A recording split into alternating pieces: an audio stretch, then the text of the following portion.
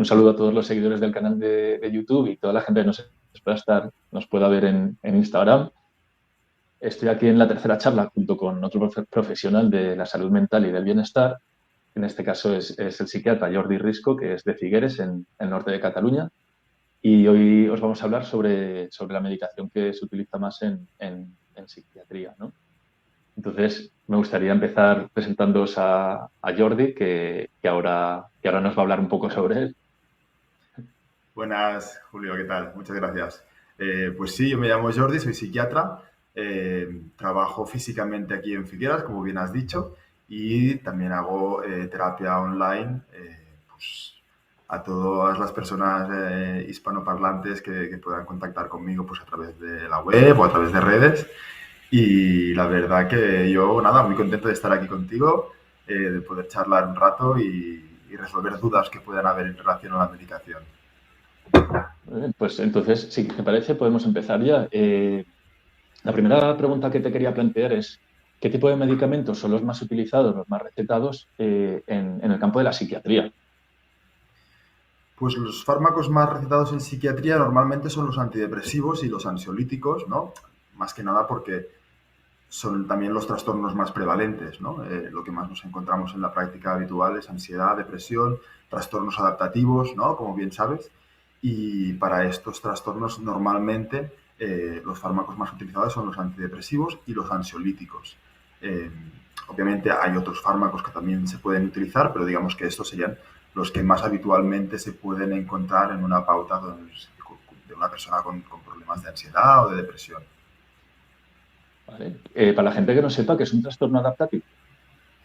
Un trastorno adaptativo sería una situación en la que, debido a un causante, digamos, ¿no? A un acontecimiento adverso, como puede ser el fallecimiento de un familiar o un despido del trabajo o una ruptura sentimental, eh, la persona experimenta síntomas de ansiedad o de depresión que digamos que no han caído del cielo, sino que tienen una causa que lo justifica, pero que esta causa ha acabado desarrollando una serie de síntomas de una intensidad suficiente como para comprometer el día a día de esa persona, ¿no? Es ahí cuando pues, puede que la persona necesite acudir a un psicólogo o a un psiquiatra y empezar una terapia para ayudarle con esa sintomatología que, insisto, a raíz de un acontecimiento que es normal que nos sienta mal, empieza ya a limitarnos en nuestro día a día. Luego, sí, de manera más sencilla, un trastorno adaptativo podríamos llamarlo en el lenguaje coloquial un periodo de duelo de esa persona.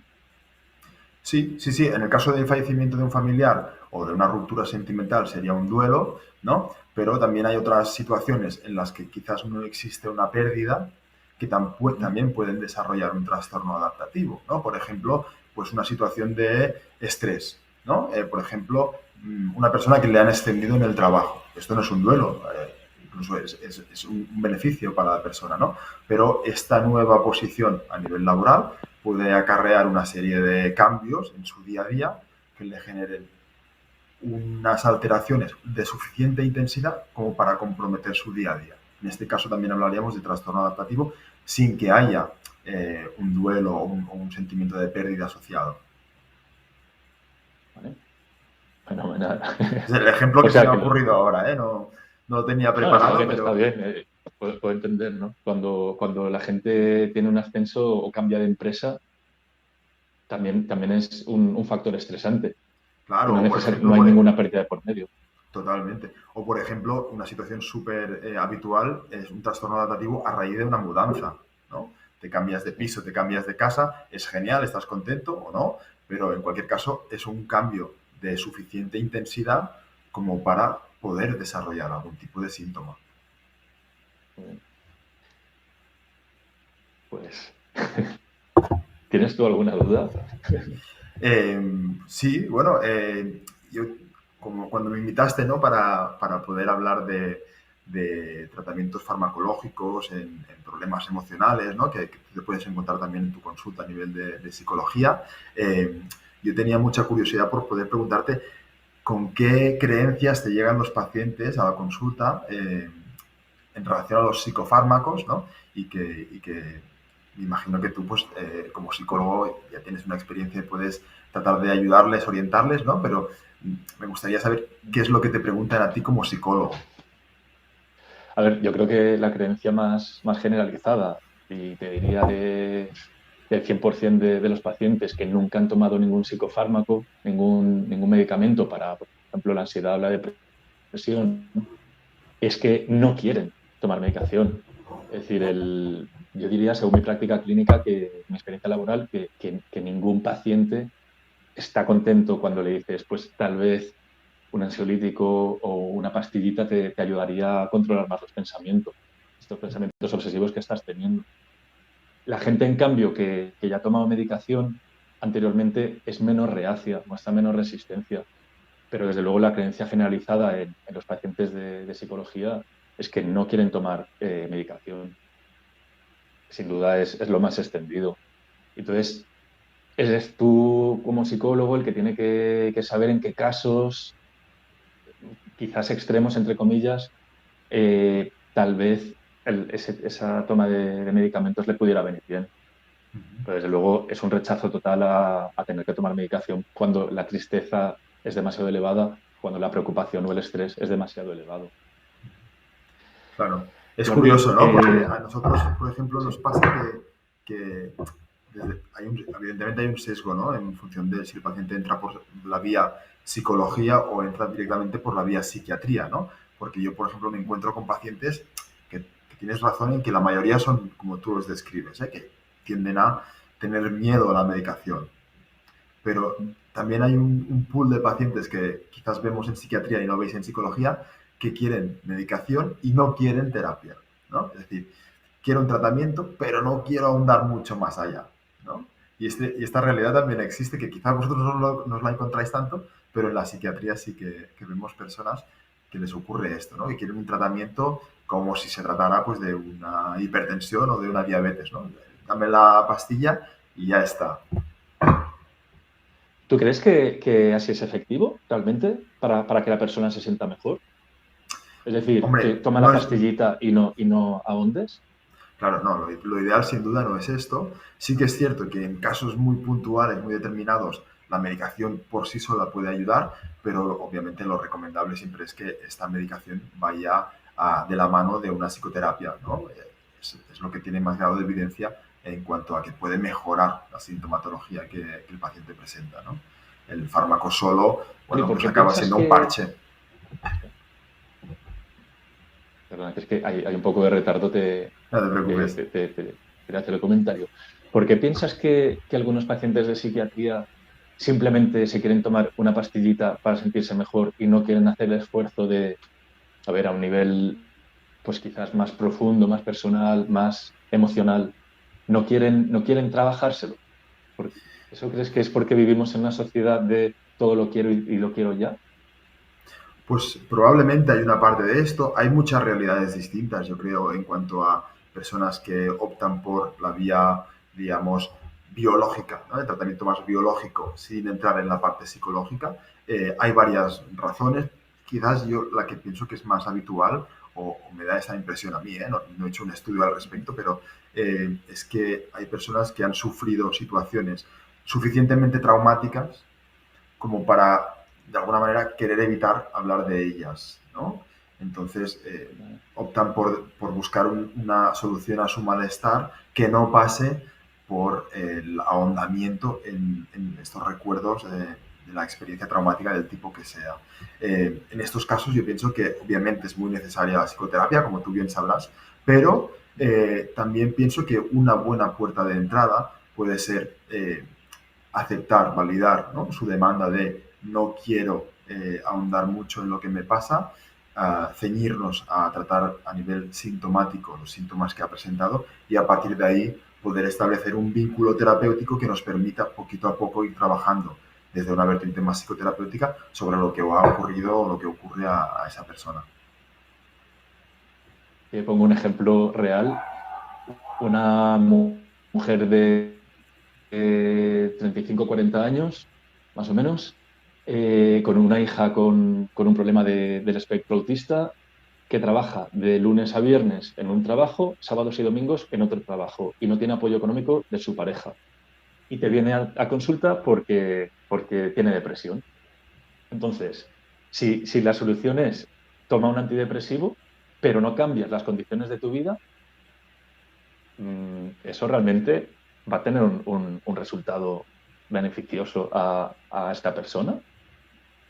O lo que tenemos que intentar hacer es, vale, evidentemente, si tu hija tiene problemas, te va a estresar, evidentemente, si tienes poco apoyo de tu marido, y además la comunicación no es fluida, te va a estresar, y sobre todo, si no descansas de lunes a domingo, pues no puedes tener salud, Claro. por mucho antidepresivo que te pueda recetar.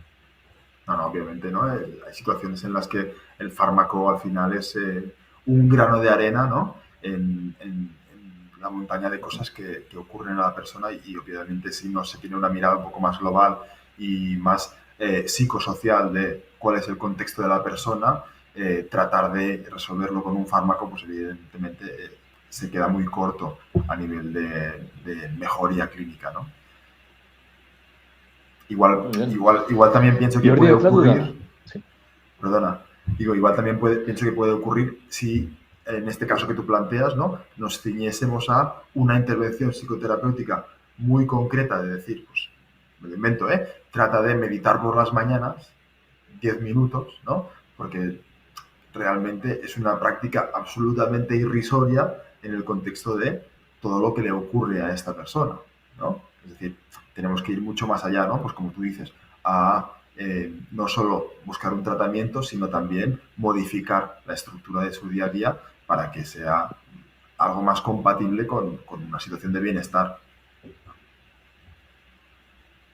Perfecto, claro. O sea, que de nuevo hay un poco una intervención más amplia a nivel biopsicosocial, ¿no? O Exacto. sea, la parte biológica que la podría llevar un psiquiatra, la psicológica y la social quizás un psicólogo.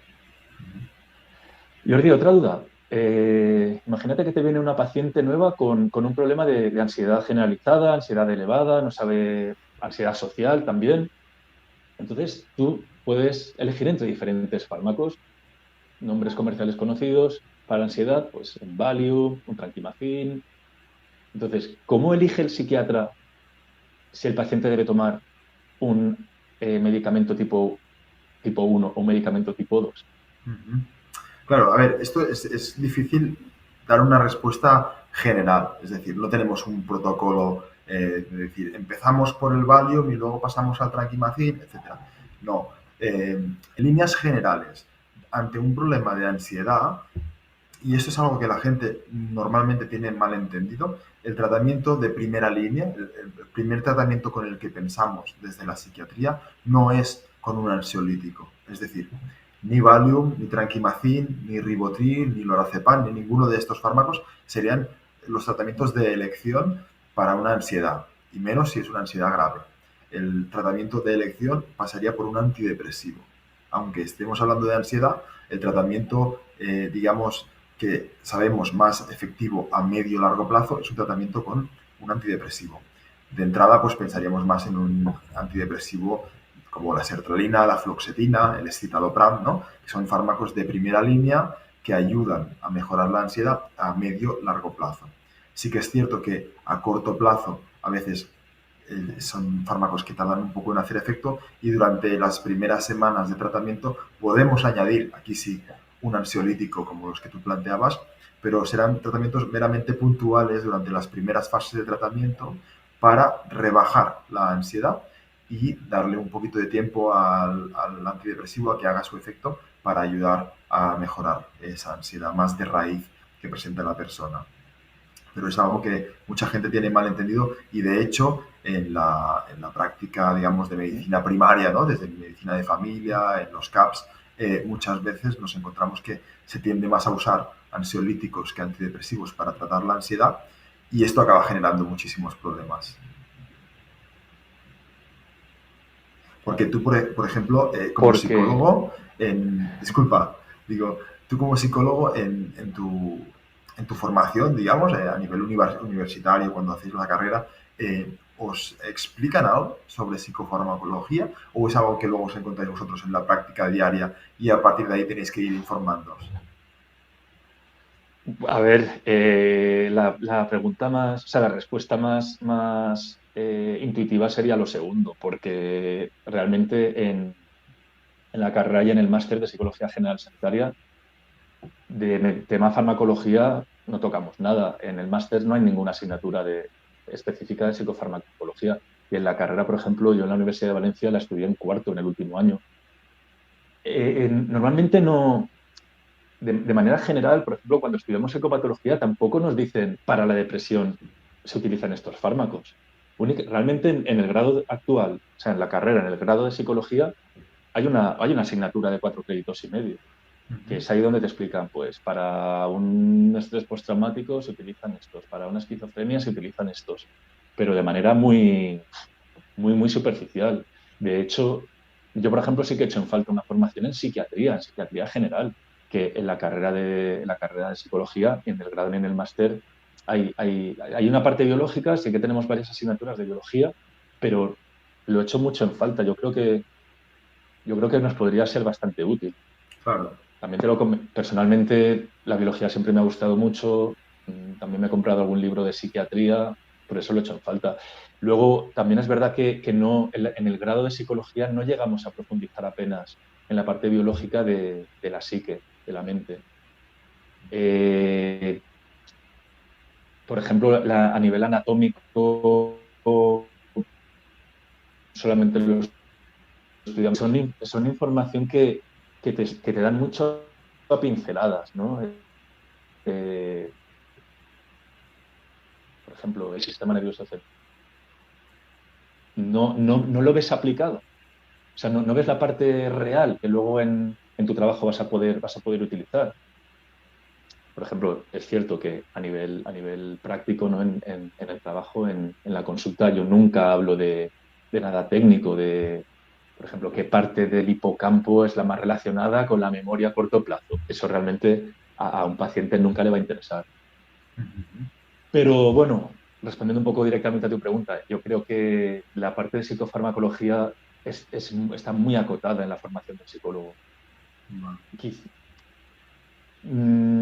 sí que he oído, por ejemplo, que hay alguna corriente que sí que quieren, o incluso tal vez motivado por la industria farmacéutica, que un psicólogo general sanitario o un psicólogo clínico pueda recetar. Pero bueno, eso también es otro melón, ¿no? A abrir.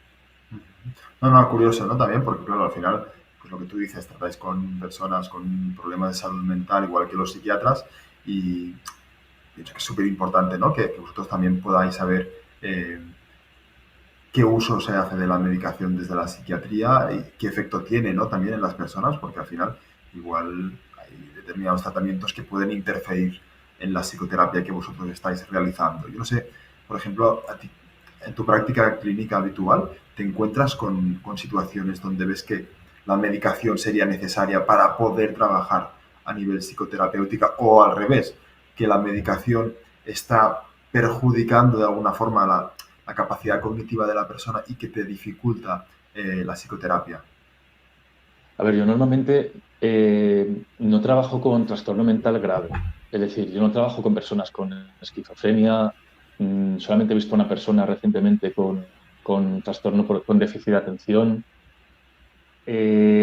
Personas con trastorno obsesivo-compulsivo grave he visto pocas en el último año, en 2022, quizás un par, Uh-huh. que sí que les ha venido bien la medicación. La medicación en general que yo veo en la práctica, en el trabajo, es, de nuevo, pues gente que toma antidepresivos o toma ansiolíticos, más ansiolíticos que antidepresivos, por Vale. cierto. Y normalmente sí que ayuda a que la persona pueda estar, evidentemente, o más calmada o más animada. Pues normalmente o sea, no veo una interacción tan directa entre el uso de psicofármacos y el empleo de la psicoterapia. Es decir, que no he observado en el día a día si realmente que la persona esté tomando o no medicamentos tiene una relación directa en la eficacia del tratamiento psicológico. No, no, Es lo interesante. Yo te lo que... preguntaba por eso, porque me da la sensación esta, ¿no? Que muchas veces, sobre todo desde la atención primaria, ¿no? Se busca un poco tratar la ansiedad de una forma desde la urgencia, ¿no? Con ansiolíticos y no son, como tú sabes, son fármacos que son sedantes. Entonces, a veces, si no se monitoriza muy bien el tratamiento, si no se ajustan muy bien las dosis al paciente en cuestión, se tiende a la sedación, ¿no? Entonces, yo a veces he visto, ¿no? Pacientes que venían súper medicados, iban muy sedados, ¿no? Y esto dificulta su capacidad cognitiva, de raciocinio, que luego, evidentemente, pues a la hora de hacer una psicoterapia te encuentras con dificultades. Si no te has encontrado con esto, es buena señal. Habla bien de los médicos de atención primaria en Valencia. A mí me da la sensación de que los médicos de la atención primaria, ¿no? Los médicos de cabecera, me parece que van un poco matando moscas a cañonazos en salud mental. Porque yo lo que veo, de nuevo, con mis pacientes, que tienes ansiedad, pues normalmente tiran por el Valium. Y si tienes depresión, normalmente lo que suelen dar es pues, escitalopram o, o la paroxetina o la fluoxetina. Tampoco me parece que indaguen, según lo que me cuentan mis pacientes, que muchas veces la atención en el sistema de salud pública es en 5 minutos y ¿estás triste? Pues el típico meme del abuelo, no estés triste, niña, no estés triste. Pues no, en 5 minutos no puedes atender a una persona que tiene un problema de salud mental y mucho Totalmente. menos dar consejitos cutres. Totalmente. No, no, sí, es verdad, ¿eh? Que desde la atención primaria yo pienso que es desde donde más problemas de salud mental se observan y donde menos formación hay o, como mínimo, menos recursos se destinan, ¿no? Porque al final mm, yo pienso que los médicos cuando recetan un Valium o dicen, pues no estés triste, lo hacen con la mejor intención, sin ninguna duda. Lo que pasa es que, claro, Claro, tienen tiempos de visitas de 5 minutos, entonces en 5 minutos o das un Valium claro. o le das el teléfono de un psicólogo o le das un consejo de estos súper de primera línea, ¿no? Que evidentemente no es como debería ser, pero al final, con los recursos y como están destinados a día de hoy, pues poco más pueden hacer.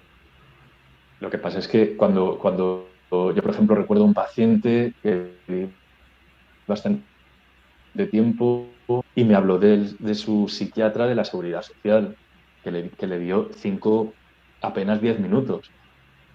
De nuevo, no estés triste, pues sal más a almorzar con tus amigos, pues y yo me tiraba de los pelos porque pensaba, yo estoy con este señor casi un año, sesiones de 50 minutos, le conozco bien y a mí estos consejitos de todo a 100 no me parecen nada inteligentes. O sea, yo me cuido mucho en el trabajo de dar consejos rápidos porque pienso que es muy importante conocer en profundidad a los pacientes. Totalmente, sí, Por, sí. por eso me refiero vale, háblame sobre tu problema durante 5 minutos que luego te voy a dar un Valium como si fuera un lacasito. Y yo creo que eso no es una buena praxis. No, no, no, no. Por un lado, yo pienso que es un tema de esto, ¿eh? Que tienen muy pocos recursos, muy poco tiempo y lo tratan a cañonazos, ¿no? Por otro, yo pienso que también debería sensibilizarse un poco y formarse un poco a las personas que atienden en la atención primaria, pues de estas prácticas que ya no es que no sean beneficiosas, sino que incluso pueden ser perjudiciales, ¿no? Para la persona que recibe este tipo de consejos o de tratamientos rápidos y que no tienen demasiado sentido cuando profundizas un poco en este campo, ¿no? Entonces, esto viene al pelo para la siguiente pregunta que te quería hacer, y es que, ¿por qué crees? ¿Por qué opinas que justamente vivimos en el país que tiene la mayor tasa de consumo de tranquilizantes de todo el mundo? Pues la verdad es que yo pienso que tiene que ver con esto, ¿no? Que la atención primaria que tenemos es muy potente para muchas cosas, es decir, es muy accesible a toda la población y esto es súper bueno, pero esto se cobra con unos tiempos de visitas muy cortos, una presión a nivel sanitaria brutal para los médicos que están en la atención primaria, ¿no? Y esto lleva a, pues lo que decíamos antes, ¿no? Intervenciones rápidas desde la urgencia, sin demasiada preparación problemas de salud mental y que tienden pues a tómate esto y que se te pase la angustia, ¿no? cuando muchas veces lo que tendríamos que poder tratar es la angustia del personal sanitario, ayudarle a que su día a día sea un poquito más, bueno, más calmado o con más tiempo para poder trabajar en condiciones y a partir de ahí formarles para que no tengan que recurrir a estas prácticas que sin duda son súper perjudiciales a la larga, ¿no? Abuso de ansiolíticos, dependencia de estos tipos de fármacos, intervenciones psicoterapéuticas que no tienen demasiado sentido, ¿no? Yo pienso que va todo muy en la línea de los recursos y de cómo están distribuidos. Eh, Veo a pacientes que a lo mejor un medicamento no les funciona bien y yo como no soy médico, de momento, pues digo, ¿cuándo el psiquiatra o el médico de cabecera tiene que cambiarle o el medicamento o la dosis a una persona que le viene con ansiedad o con depresión? Bueno, claro, depende, hay muchas preguntas previas a la hora de decidir si cambias el fármaco o subes la dosis o bajas la dosis, ¿no? Eh, y también depende mucho del fármaco, claro. Pero de entrada, si el tratamiento que estás haciendo no te está funcionando, no te está ayudando a aliviar los síntomas que te llevaron a iniciar este tratamiento, es importante que lo comentes con el médico que te lo recetó, ¿no? Entonces, si pasadas unas semanas de haber empezado un tratamiento con un ansiolítico o con un antidepresivo no observas ningún tipo de mejora o incluso te encuentras peor, ¿no? Debido a algún efecto secundario, posiblemente, allí sí que es muy importante que tú lo consultes con tu médico, porque normalmente un ansiolítico hace tratamiento de una forma relativamente rápida, ¿no? En 1 o 2 días tú ya tendrías que empezar a notar estos efectos beneficiosos en cuanto a aliviar la ansiedad, en el caso de los ansiolíticos. En el caso de los antidepresivos son un poquito más lentos, ¿no? Pero en 4 o 6 semanas es tiempo suficiente como para empezar ya a valorar si el tratamiento te está ayudando o no. Entonces, si pasadas las 6 semanas tú te encuentras como al principio, igual es un buen momento para valorar con tu médico, mejor si es un psiquiatra, ¿no? Si hace falta aumentar la dosis o cambiar de antidepresivo y luego en función de esto se decide, ¿no? Luego, en cuanto a la elección de fármaco que me decías, ¿no? Se tiene en cuenta diferentes factores, pero sobre todo y en líneas generales yo te diría que empezamos siempre por un antidepresivo inhibidor de la recaptación de serotonina, ¿no? Los ISRS. Si pasado a 6 semanas con este tratamiento no se ha conseguido la mejora, se aumenta la dosis. Si a dosis plenas, digamos, a las dosis máximas de un ISRS no se ha conseguido ningún resultado, luego probamos de cambiar a otro fármaco de la misma familia. Siempre hablamos de ISRS. Si tras 2 intentos fallidos de tratamiento con un antidepresivo con ISRS no se ha conseguido una mejoría, luego se pasa a otras categorías de antidepresivos, que tenemos muchas, digamos que son como más potentes, ¿no? Serían de segunda generación y probamos con esos tratamientos, ¿no? Y luego hay todo un protocolo que es un poco largo de explicar, pero que depende un poco del momento en el cual se encuentre el paciente, se decide por un tratamiento u otro. Muy bien. Pues, ¿te queda alguna duda en el tintero respecto a toda esta temática?